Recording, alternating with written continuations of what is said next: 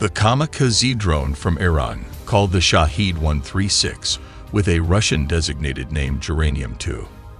Now let us look at why is this a big deal. This Russian-caliber cruise missile costs around $1 million, while the American Tomahawk cruise missile cost about $2 million. Comparing with the Shahed 136, it is more or less a low-budget cruise missile with a reported price tag of just $10,000 to $20,000 dependent on variants, while the average price of cars here in America is around $40,000. When launched in swarms, these are a menace in this modern battlefield. But in this content, we will look at how this drone works, the moped engine behind it, and the basic step-by-step process of how this works. Again, this wouldn't be fair if the pros and cons are not analyzed and how they are being tackled. We will also look on how to counter the drones with old and new weapon systems. So let's get straight to the content.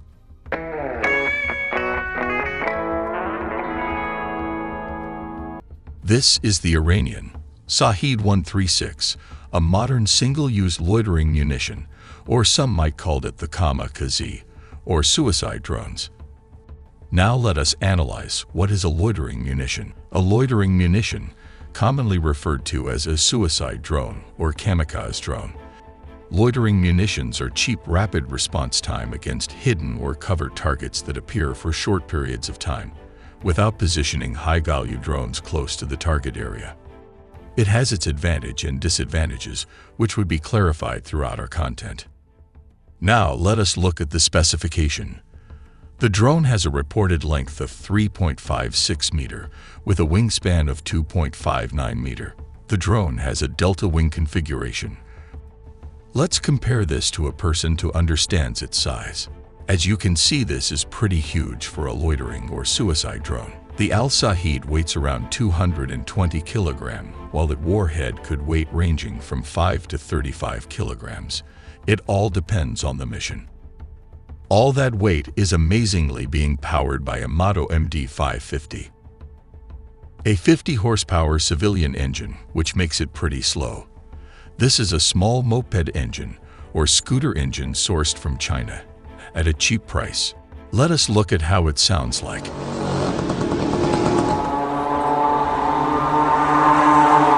The soldiers on the battlefield reported it sounded like the World War II German planes, the Stuka. Interestingly, the Germans intentionally developed this siren to create a psychological impact in the battlefield. They would install a wind-driven siren that uttered a screaming sound at a maximum dive speed. But instead of the German Stuka siren, in this modern battlefield, you will be hearing a two-stroke moped buzzing in the air, which would be soaring through the sky. These are reported to be the flaps located just beside the two-stroke engine, and these are what are called the elevons, which function like the elevator of the plane. From what we know, the Al-Shahed drones are guided by GLONASS, or anti-radiation seeker, located in the middle of the fuselage. For those of you who are not familiar, what are anti-radiation seeker? It is a missile or drone that is designed to detect and home in on an enemy radio emission source to strike its target. Combining the delta wing configuration with the two-stroke engine will give the drone a range of 1,000 kilometers, while the reported cruising range is 2,500 kilometers. Now let us look at what is inside the belly of this drone. This is the ROTO, or rocket-assisted takeoff, which we will be explaining later in the content. Let us look at the basic step-by-step process of how this works. Step number 1. The drone is carried on a simple truck carrier that looks like it is for cargo transport. But inside this cover are these menacing swarm drones.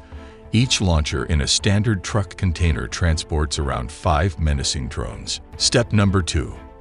Inertial navigation or GLONASS data, a Russian alternative to GPS, are fed to these drones. Points to be noted: they are using a civilian inertial navigation system, but could be upgraded in the future. Step number 3. At a press of a button, the drone is launched with the rocket-assisted takeoff. This rocket-assisted takeoff is ejected just like this. This was installed to reduce weight and efficiency and let the two-stroke engine take over. Step number 4.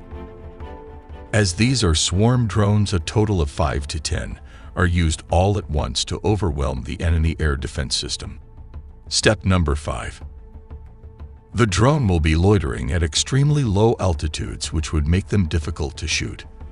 The UAV drones would be operating in a swarm. In addition, the Shaed 136 are quite small and have a composite structure, which makes them difficult to detect with the help of radars. Step number 6. When it reached its targets, the drone will dive in with all 5 or just even 2 remaining drones, swarming in full speed to destroy the target. Now, let us look at its limitations. The precision of the drone terminal is derived from commercial inertial navigation system. If this is jammed or disabled or obstructed, both of these could stop the drone from getting to its target. As stated, this drone is flown at very low speed. This could be countered by the Javelin or even Stinger missiles, but the cost factor comes into play. The solution is the Gepard, which is an all-weather capable German self-propelled anti-aircraft gun with built-in radar. These could counter most of the Kamikaze drones at an effective range of 5.5 kilometers. The second cheaper version is the Soviet Union anti-aircraft gun Zu-23 used by Ukraine. It was designed to engage low-flying targets at a range of 2.5 kilometers, which are battle-tested against these drones. Considering all these limitations, we have to remember these are swarms drones, operating in a group of 5. One drone could always get past the defense system, and thus create a dangerous weapon to the modern battlefield. At AI Tele, we produce basic engineering content regardless of countries or race. We love to know how stuff works. So smash the subscribe button to help us produce more content like these.